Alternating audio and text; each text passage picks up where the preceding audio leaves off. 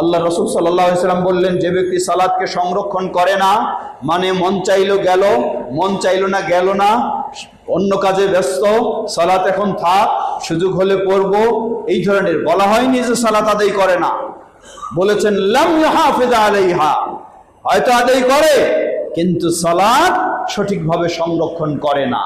তার স্থান হবে, অবস্থান হবে 4 শ্রেণীর মানুষের সাথে। ফেরাউনের সাথে। কে ফেরাউন? যে নেতৃত্ব দিতে গিয়ে সালাতকে হারিয়ে ফেলবে, তার স্থান হবে ফেরাউনের সাথে। ওয়া কারুন, যে সম্পদের পিছনে দৌড়াতে গিয়ে সালাতকে হারিয়ে ফেলবে, তার স্থান হবে কারুনের সাথে। ওয়া হামান, যে ব্যক্তি বুদ্ধিজীবী, বিভিন্ন গল্পগুজব, চিন্তা চেতনা ইত্যাদি এগুলি করতে গিয়ে সালাতকে হারিয়ে ফেলবে, তার স্থান হবে সে হামানের সাথে।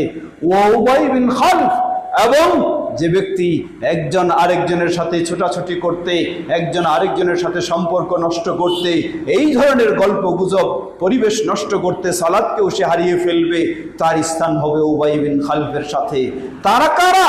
তাদের স্থান কোথায়? লা হাওলা ওয়ালা কুওয়াতা ইল্লা বিল্লাহ। তাদের স্থান তো শতভাগ নিশ্চিত, তাদের স্থান চিরস্থায়ীভাবে জাহান্নামে, এছাড়া কোনোই উপায় নেই।